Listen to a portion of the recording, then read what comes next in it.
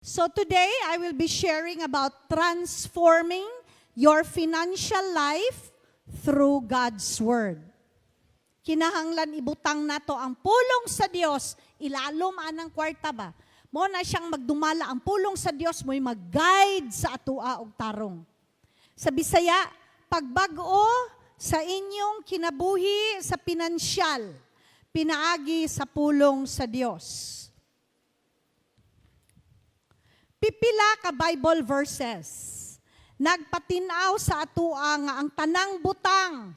Ibig sabihin ang tag-iya sa tanang butang. Everything belongs to God. Nya moingon ka nga, unya akong trabaho, ako may naningkamot. Unya akong oras, ako may nagbuot. Okay, akong pangutana. Kisay naghatag sa adlaw. Kisay naghatag sa kagabhion, aron ta makapahuway. Kisay naghatag sa oras. Kisay naghatag sa hangin. May pwede ta kapalit ana, no? No. Everything belongs to God. Atong anak, atong pamilya, kay kung wa ka gipanalanginan sa Ginoo kanang imuhang womb, dili ka mabuntis. Dili ka makaanak, daghan kayong baog. Walay anak. Panalangin na. Imong pamilya, nga mo'y muunong sa imuha. Everything belongs to God. Amen? Basahon nato sa Deuteronomy chapter 10 verse 14. Iya sa Ginoo ang inyong Dios, ang tibuok langit. Ingon man ang yuta og ang tanan nga anaa niini. So makita nimo mga gagmayng butang diha, iya na sa Dios. Oras nato, trabaho nato, negosyo nato, iya sa Dios. Ingon man sa Bible, everything in it. Okay, sa Salmo 24 verse 1, ang tibuok kalibutan ug ang tanang anaa niini iya sa Ginoo. Klaro ba? Di ba klaro gyud no? Nakoy pangutana. Pangutana day imong sarili. Kung kining tanan, everything nga naa diri sa kalibutan, iya sa Dios. Pangutana. Unsa day ta? Sa ato pa imo nang trabaho, imo nang negosyo niya. Unsa day ka ana? Magklaro ta. Kung unsay atong role. Kita mga tinugyanan. Kustudyan. Gipiyalan ka ba? Mo nang dili ka makaingon nga hambog kay ka ba? Ako yawan nimo no. Grabe jud ka maning kamot. Mo na no mo ingon jud kag dili gyud na mo dako imong ulo kay tigra gyud ta in town. Moingon jud kag glory to God. Nga iya gyud kong gipiyalan ani nga negosyo. Himaya sa Dios. Kay gitagaan ko niyag ani nga kaalam. Kay kita unsa ta? Tinugyanan lang ta. Kustudyan. Kana bitang halimbawa naa diri simbahan. Unya ikaw akong tugyanan aning mga butang diri sa simbahan. So ikaw dili ni imong simbahan. Tinugyanan ka, gisaligan ka. Pero kung say mawala diri, kung say maguba diri, ikaw ang manubag. Maupod na sa atong kinabuhi. Amen? Tig-atiman, caretaker. Di ba kay kung dili ka maayo nga piniyalan, bawion man ha sa imuha, gihatag sa uban. Kay daghan magnaghandom ana. Atong kinabuhi, caretaker lang ta. Giunsa ninyo inyong kinabuhi? Nagpakauwaw ba mo sa Dios o naghatag ba mo dungog sa Ginoo? Tinugyanan lang ta aning kinabuhian ni. Wa ta kabalo kanung saan ni kuhaon sa atoa. Kung kita tig-atiman, tig-dumala, no, caretaker, administrator, manager ang tawag karon. Na ako'y pangutana. Paki-evaluate daw inyong kaugalingon be. Kaya ako gi-check na ko kung kagalingon ba bitaw no. Okay. Number 1 question. Gikahimutan ka ba sa Dios sa iyang gipiyal diha kanimo? Unsay gipiyal sa Dios sa imo? Inyo bang giuna ang Dios? Nahimuot ba ang Ginoo sa mga gastos nimo? Tinugyanan ra in taon ta. Munang ayuhon yun nato ni para mahimuot atong amo. Amen? Okay. How about ang imong tithes? Apil ba na sa imong listahan sa mga bayronon? Asa ang tithes? Nasa ilawom o una sa tanan? Ang tithes, una sa tanan. Kay kanang kung ikaw empleyado ka, kanang PhilHealth, SSS, Pag-ibig, para manatanan sa imo. Dapat, example na, kay sweldo, 10,000. Nya, kuwaan nag-PhilHealth, SSS, Pag-ibig. Nya, diri na ka mukuha. Dili, 10,000, dito ka mukuha. Una ang Ginoo, 1,000 yun ang igahin nimo. Dili man na imo. Pasalamat ka na kay trabaho. Amen? Ang uban, nagira sa laing naso, dili makakaon og tarong. Kaning tanan, gitugyan lang ni sa atoa. Amen? So karon, unsay atong buhaton? Number 1, imong ilhon nga ang Dios mao ang tinubdan sa tanan. Di ba ganina nag-isip kang ako ni, ako. Pero kung mag-isip kang haladili, tinugyanan radi ay ko nga ang source nimo is God. Muna nga pag naay mangayo nimo imong anak, paliti ko ana, nya kabalo ka nga dili na imo moingon jud kag mangayo ta ana sa Ginoo. Di wa kay problema si Lord na ana. Pero ako nimo na tanan, dako kay kag problema. Amen? So, basahon nato niha. Panultihon, Proverbs 3:9-10. Basahon nato. Pasidunggi ang Ginoo pinaagi sa paghalad kaniya sa unang bahin sa tanan mong abot. Next 10, kun himuon mo kini, manghinubra ang mga abot diha sa imong mga bodega og ang duga sa ubas sa imong mga pug-anan. Okay? Sa kingdom ni God, naagyo'y policy, naay rules. Unya, syempre kay siya may king, kay siya sa iyang kingdom. Di ba niya, kita iyahang mga citizens. Amen? So, musunod yun ta sa balaod sa Ginoo. Yang ingon sa Ginoo, unsa naa? Unang bahin, pasidunggan ang Ginoo pinaagi sa paghalad kaniya sa ikaduhang bahin o sa katapusang bahin. O sa ingon, unang bahin. Unya, naa siya promise. Kun himuon mo kini, mao na niyang promise, maghinubra ang mga abot diha sa imong mga bodega. So maskin pagdaghang mo atak sa imuha, matingala ka na alang gyud gihapon kay daghang kwarta. Kung buhaton nato ni, unahon jud nato ang Ginoo, naapay promise nga pastang ninduta. Tanawa, basa ta. And my God will supply all your needs according to His riches in glory by Christ Jesus. Sa Bisaya, Filipos 4:19. Og tungod kay kamo anaa kang Kristo Jesus, ang akong Dios maghatag kaninyo sa tanan ninyong gikinahanglan gikan sa kadagaya sa iyang bahandi. Dili gikan sa inyong supply. Dili gikan sa inyong trabaho. Dili gikan sa inyong negosyo. Gikan sa kadagaya. Overflowing. Gikan sa atong Dios.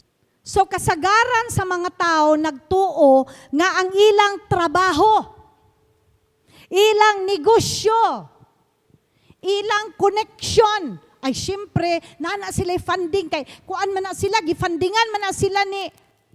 Mag-isip ka. Excuse me, ang among funder si Jesus Christ. Amen? Ikaw, kinsa imuhang source? Kinsang imong funder? Di ba? Dili imong bulsa, dili imong trabaho, dili imong sweldo, dili imong negosyo. Ang atong source, ang Ginoo. Kay siya ang tinubdan sa tanan. Apan gikan sa Ginoo ang tanang panalangin. Kanang imong trabaho, channel lang na. Kanang imong kahibalo, channel of blessings lang na. Dili na source. Ayaw mo isip nga mao na inyong source. Okay. Tools lang na. Kumbaga na kay lansang, dili na ko ni maduot ning lansang, kung sige lang kog bato, I should have a proper tool nga gamiton nako. So ang proper tool para sa imo panalanginan ka ug mahimo kang panalangin sa uban, gitagaan ka sa Ginoo og nindot nga trabaho. Gitagaan ka sa Ginoo og nindot nga negosyo. Karon kung wa kay inana, wa tingali ka na ngayo.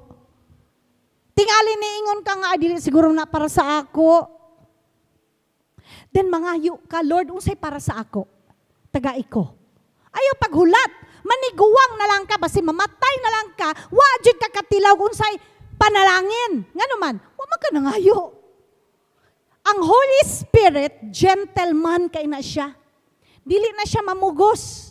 Pero imo gani na siyang tawagon, imo gani na siyang hangyoon. Paspas pa na siya sa kilat. Andam siya muhatag sa mga tao nga musalig kaniya ug andam magbag-o. Dili man ka pwede igsuon. Nga sige ka na lang panalanginan na masige ra kag balik-balik sa imuhang sala. Imong giusik-usikan ang mga panalangin nga gihatag sa Ginoo sa imo. Dili ka deserve. Nga naman, wala nimo giuna ang Ginoo. So kana mga panalangin nga atong madawatan gikan jud na sa provision sa heart ni God nga nag-overflow and He will never run dry.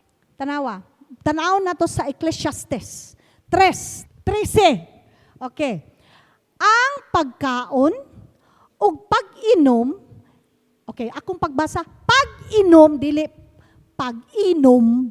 Di ba? Lahi na silang duha. Pag-inom, tubig, juice, mga healthy drink. Pag-inom. Unsa to? Tanduay. Inebra. Mo na siyang kalahian na ang pagkaon ug pag-inom ug pagpahimulos sa ilang hinaguan kay kining mga butanga gasa sa Dios. Wow, palakpakan na to ang Ginoo. Kanitanan nga ato ang ginakaon, ma-enjoy nato. Gift from God. Okay, I'll teach you one prayer. Ano? Next. Moana ka, Lord Jesus. Di ba, nag-ingon ko sa inyo nga, siya ang tuburan, siya ang source. So inyo yun nang i-acknowledge. Ingon ka, Lord Jesus, ikaw akong provider. Og nagsalig ako kanimo. Gihatag mo na kanako ang katakos sa pag-enjoy sa mga bunga sa akong pagpaningkamot. Kay kini, regalo mo man. Imo na ha, enjoy di ay. Kanang, ni regalo day sa Ginoo ning atong madawat. Pwede di ay ta moadtog sapa. Pwede di ta mga oglami. Pwede di ta mo palit og bisti nga nindot. Pwede di ay igsuon basta within your means. Dili ka mangutang para ka makakuha ana. Unya mag-isip kapag hala kanus kaya nako ni babayaran. Mabayaran lagi ni. Kung kada adlaw nimo ni isulti sa imong baba nga pag-ampo, makatabang ni sa paglig-on sa imong pagtuo. O pagsalig sa Ginoo tungod ana madawat nimo imong gipangayo ug makabaton ka og kalinaw. Picturean na ninyo, pagkahuman mo na inyong i-pray, everyday ba? Lord, magtrabaho na ko, Lord. Excited ko, Ginoo. Kay nagsaad ka. Positive pirmi. Dili nga, trabaho na po. Kapuyag yun, init, kay deriba. Kana ganing, muingon ko nga, i-remind lang ko kay nag-promise na ko nimo. So, ibig sabihin, kung musulti ko, ana, promise na ko na, dili ka maulaw maningil. Promise man ni sa Ginoo, dili ta maulaw maningil. Amen? Okay. So, start each day, nga moingon ka, God is my source. Everything I have and will have belongs to Him. In Jesus' name. Declare, declare, declare. Amen? Kaya nga gi-honor man nato nga si God ang atong source. So sa buntag pa lang, mangayo na ta sa source. Amen? Okay, then matingala na lang ka, nag-abot-abot na imong mga panalangin. So, basahon na to ang Colossians. Isentro ninyo ang inyong mga hunahuna sa mga butang nga langit nun. Dili sa mga butang nga kalibutanon. Kay namatay na kamo diha sa inyong daan nga kinabuhi. O ang inyong bag-o nga kinabuhi, ginatago na diha sa Dios uban ni Kristo. The moment nga gibaptize ka na, ikaw nagtuo, nga sa dihang ikaw gilublob sa tubig, simbolo na nga si Kristo namatay. Ang imong daang pagkatao, namatay na sad, uban kang Kristo. Ug sa dihang gihawas ka sa tubig, nabanhaw si Christ Jesus. Ug ikaw nabanhaw, uban kang Kristo, nga bag-o na. Amen? So, ayaw pagsigig huna-huna og mga butang nga mabalaka ka. Natural man ang kabalaka, pero ang ingon sa Bible isentro. Isentro ang imong mga huna-huna sa mga butang nga langit nun. Okay. So kinahanglan nga musulti jud ka ani. Next. Sumuingon jud kag in the name of Jesus. Akong ginasentro ang akong hunahuna sa mga butang nga langit nun. Dili sa mga butang nga kalibutanon. Kay namatay na ang daan ko nga kinabuhi. Ug bag-o na akong kinabuhi nga gitago na diha sa Dios uban ni Kristo. Amen? So, kuhaan ninyo ng mga verses nga akong gihatag, ilista na ninyo. Ipamutang na. Ako no nagabutang gyud kog verses ba? Kay dili man na nato ma-memorize. Imo man na siyang i-practice every day, every day, every day. Muna na imo mga susi. Aron makaabri ka sa mga susi sa panalangin. Amen? Number 2, unaha ang Dios maskin sa imong kalisod. Sa pastor, masig naglisod na ko, unahon dyan akong Ginoo. Okay, balik tas number 1. Diba? Si God ang tuburan, siya ang source. Mag-uulmang ka. Nga unahon ni mo siya. Nga siya may naghatag anatanan. Klaro ba? So, kuyawan no, sacrifice na. No. Usahay, magtanaw ta ba nga, mag-sacrifice ta? No. Actually, ang kalibutan, muingon, grabe nga sacrificial, grabe nga sacrifice. No, mga sulsul? No. Actually, ang Ginoo naghatag sa atog opportunity to be blessed. Kaning muingon ka, naglisod ka, opportunity na siya. Nga ma-release ka ana nga kahadlok. Nga ma-release ka ana kay moingon ka nga magkulang unya ko kung muhatag ko. Pero kung nakagawas ka ana, na-release ka og nabuhian ka. ni anang espiritu sa kahadlok. The Bible warns us about the consequences of not putting God first. Ingon ang Bible, Haggai 1:6-7.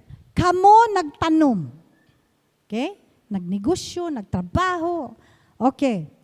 Kamo nagtanom og daghan, apan nagaani kamo og gamay.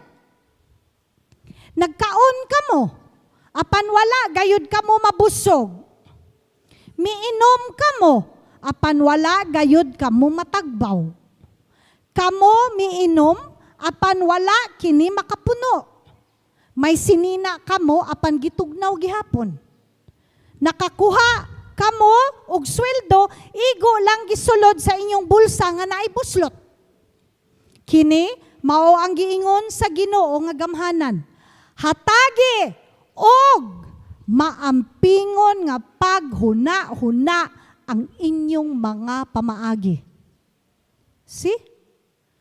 Check apo nato, giunsa nato. Unsay atong priority? Sa atong oras, di ba ingon ko? Ang tag-iya, sa atong oras, sa atong pamilya, sa atong trabaho, ang Ginoo. Pero nga naman ka, nga di man ka matagbawa, mangyapong kay kwarta. Mali imong priority. Dili Ginoo. Na ako'y hatag sa inyo na sample sa Bible. Sa 1 Kings, sa unang hari, 17 verses 8-16. Ang byuda sa Sarephat. 1 Kings 17, 8-16. Ang byuda sa Sarephat. Unya, giingnan siya sa Ginoo. Si Propeta Elias ha. Unya, giingnan siya sa Ginoo. Lakaw, ngadto sa Sarephat, nga sakop sa Sidon.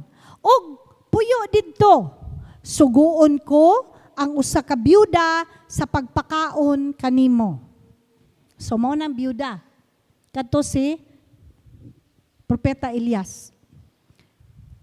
Busa, miadto siya sa Sarephat, o sa pag-abot niya sa ganghaan sa syudad, nakita niya ang usa ka byuda nga nangahoy.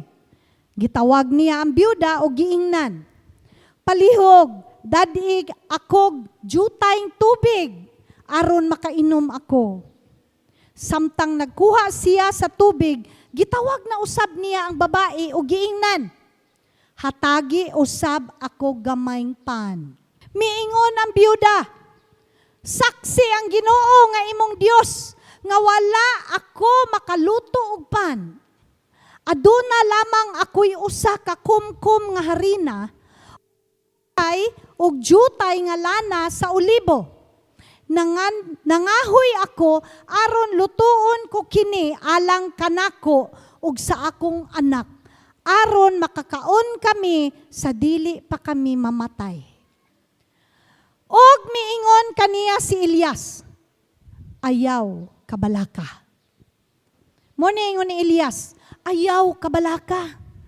Buhata ang giingon mo, apan himui una.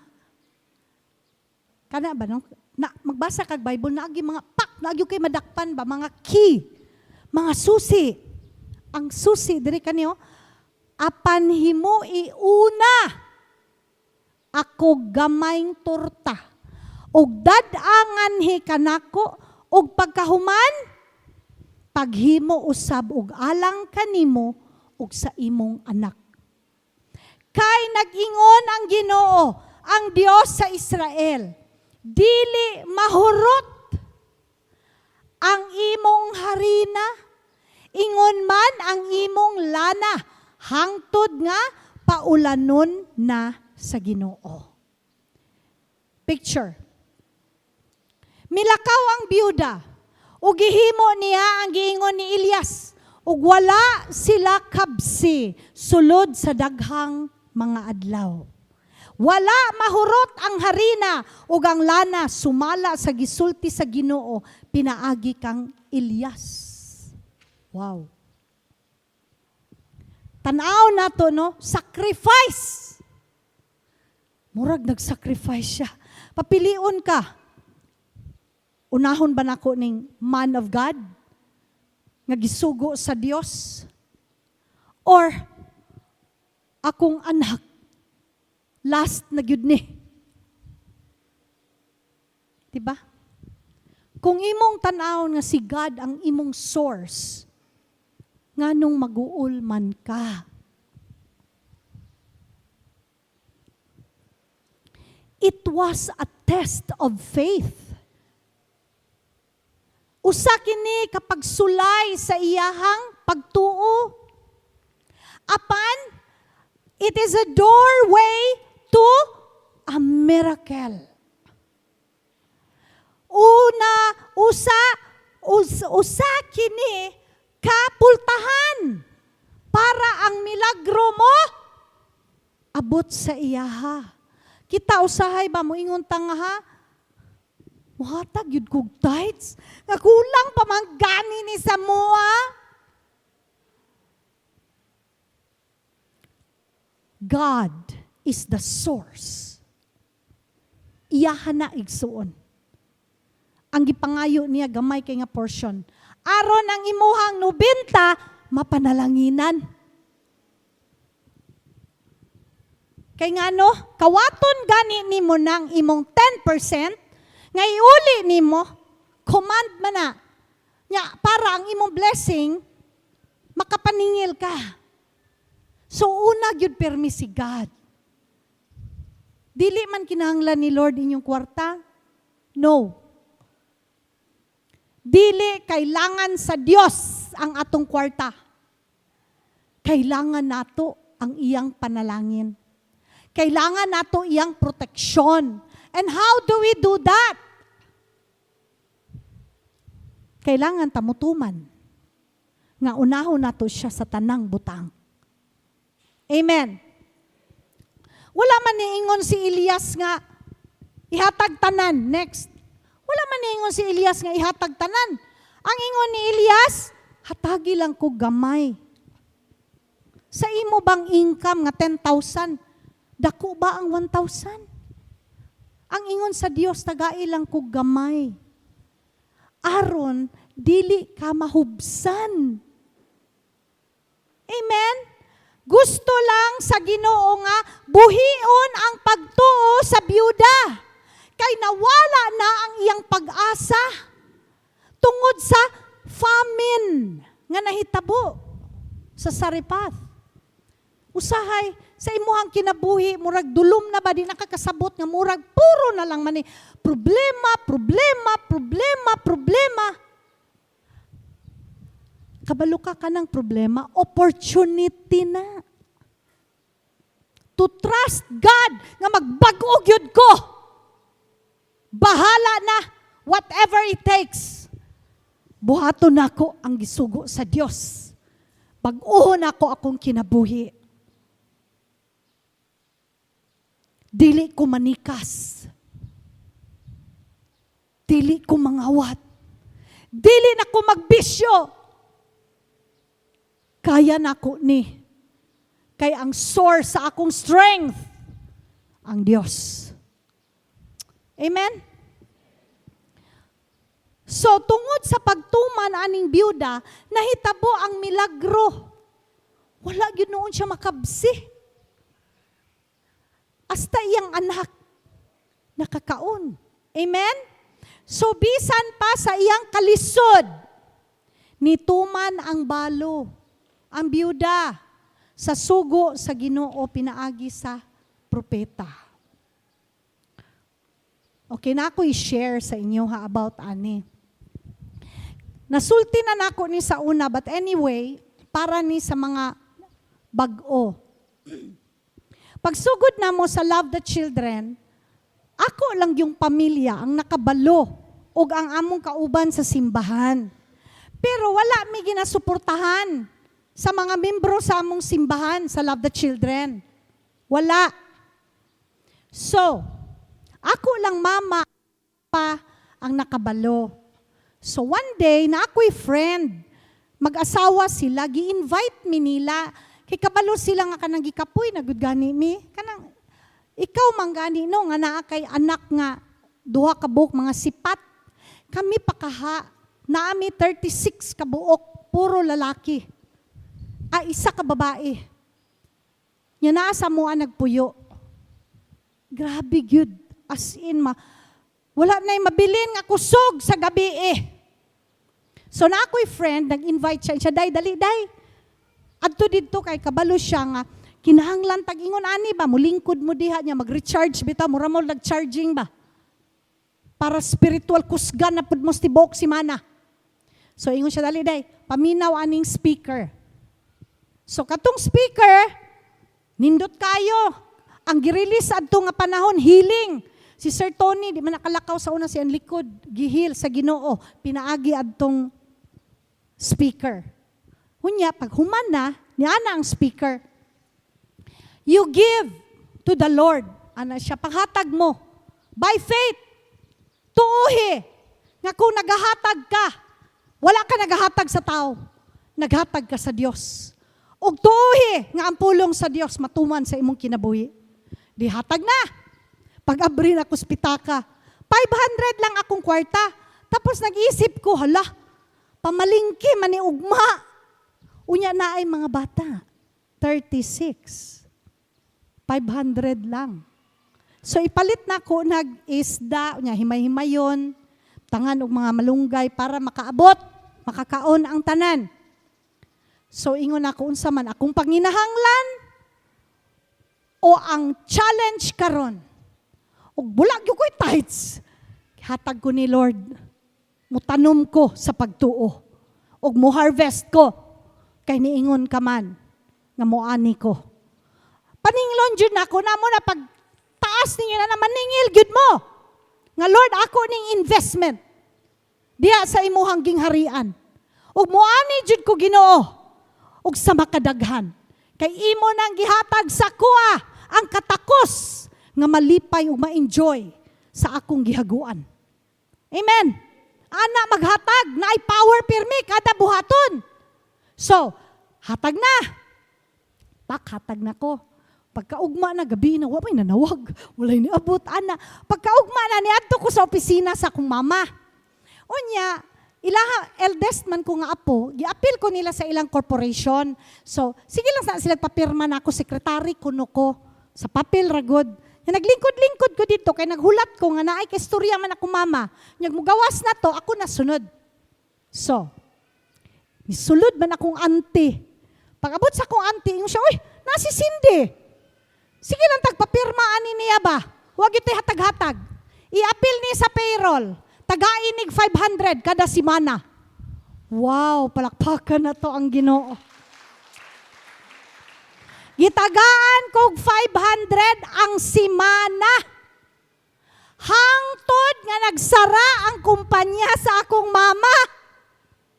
Grabe nga panalangin. Pariha sa byuda nga wala siya nakabsi og harina og lana hangtod ni balik ang ulan sa Zaripat.